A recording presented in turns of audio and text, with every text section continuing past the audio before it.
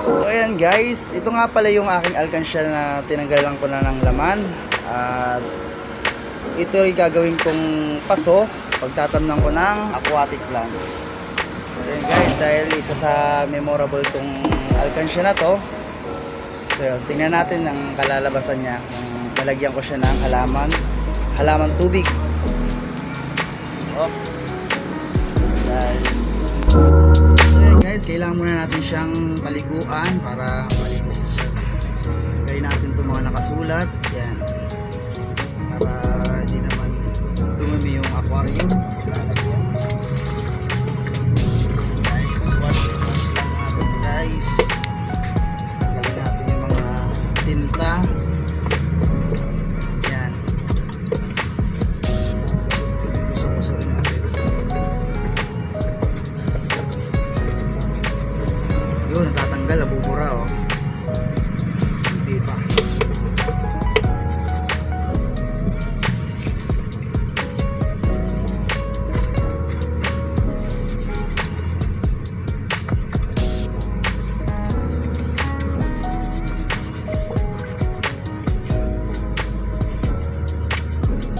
Yan, kusot ng kusot. Hanggang sa luminaw yung kanyang katawan. Paliguan natin si Piggy. Paliguan natin si Piggy Bank.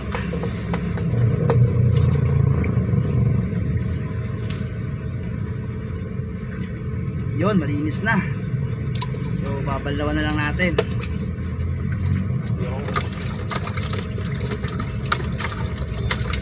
Okay.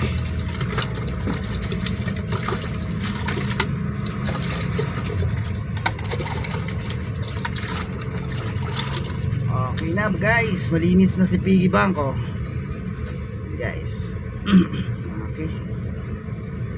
Ngayon ay pupunasan naman natin. Simple lang gagawin natin guys. Lalagyan lang natin siya ng konting lupa, mga hanggang dito lang siguro lupa, tapos lagyan natin siya ng mga bato-bato o buhangin para may pagkakapitan ng ugat ng mga halaman tubig. So magiging pinakang paso siya ng halamang tubig. Yan guys, punasan lang natin ang punasan guys, at hanggang sa matuyo siya.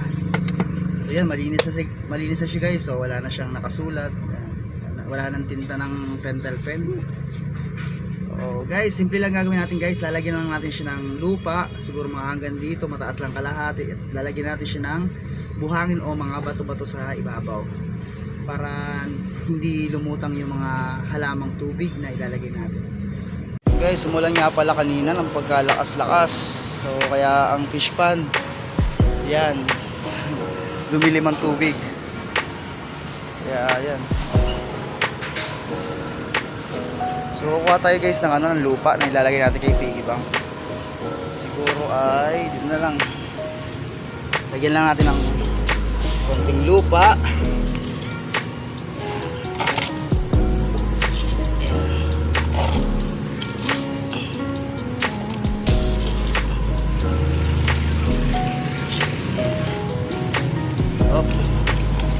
Natin ng konti.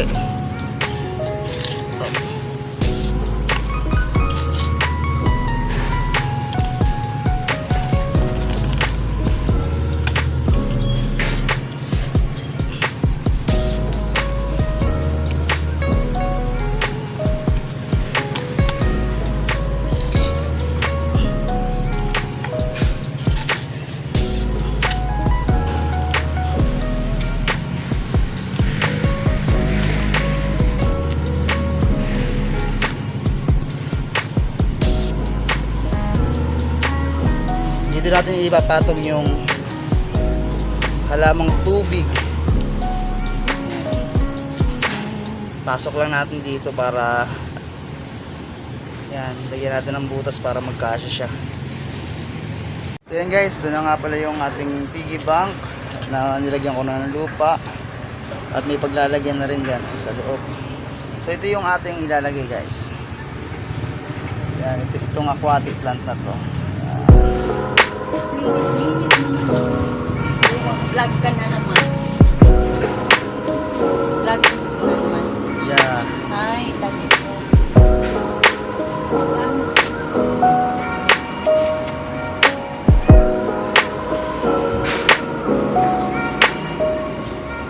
Ayan guys, yan, ilagay lang natin dyan.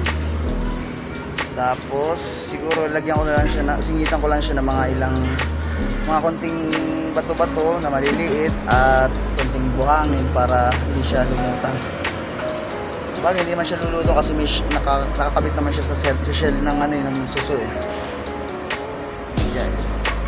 So, yan yung mga magiging niya. Up. Para nagkaroon siya ng buhok oh. Wow. And ang cute, guys. Ha?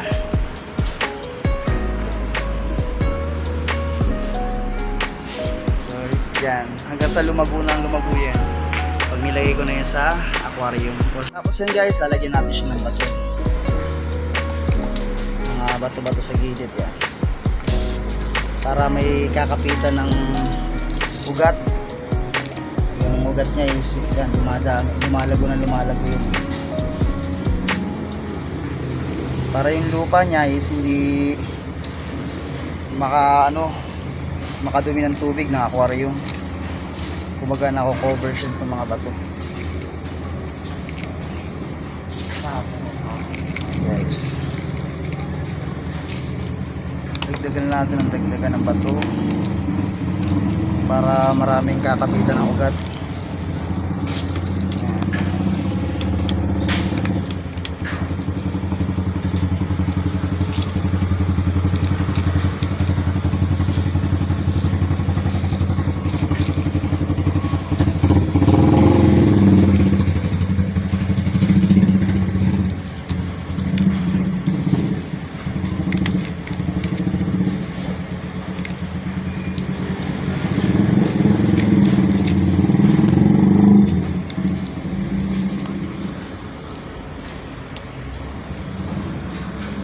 So yan guys, okay na, tapos na.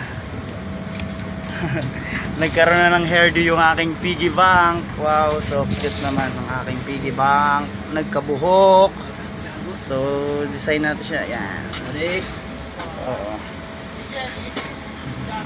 Yan guys, ganyan magiging tsura niya. Yan, pag nasa tubig siya, yan, naglulutangan yung mga buhok niya, nakatirik. Yan. Hop. Wow. Parang nagkaroon ng pangalawang buhay yung aking piggy bank ko. Wow. Pogi.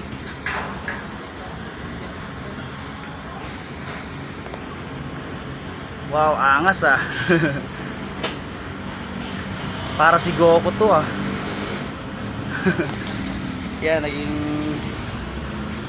si Goku.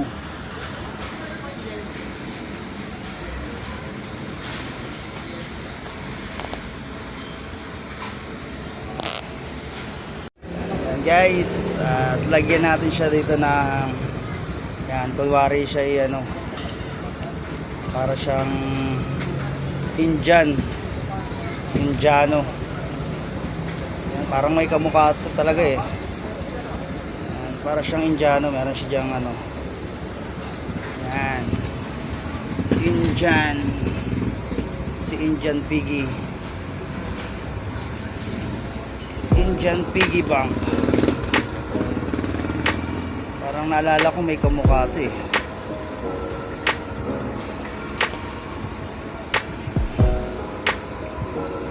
Siguro lagyan ko pa ng bato para hindi natutumba.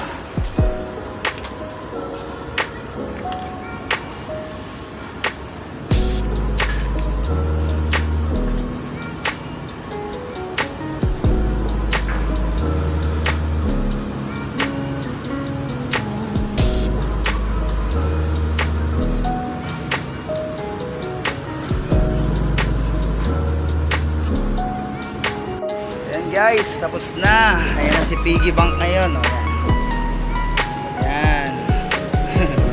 Naging display na siya sa aquarium. Nagkabuhok na siya. Ayan, may buhok na siya ngayon.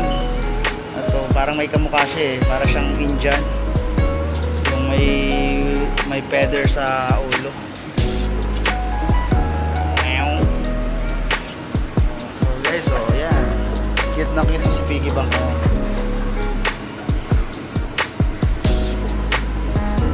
So, ilalagay na natin siya sa aquarium. Yan, dyan na siya. Diyan siya maninirahan sa ilalim. Sa ilalim ng tubig. Op, op, op. Yan, dyan lang siya. Stay put lang siya dyan.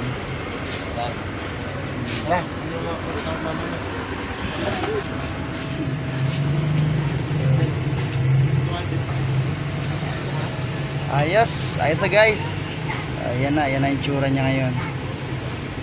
Display na siya ngayon sa aquarium. Si Piggy Bank.